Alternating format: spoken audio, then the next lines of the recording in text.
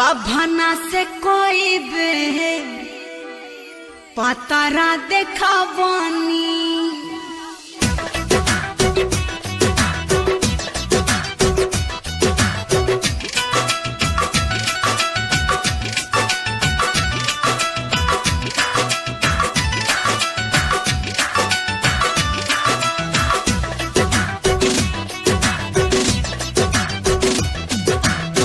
बभना से कोई बे पतारा देखावानी हाथ के लकीर काका बेर बचवावानी।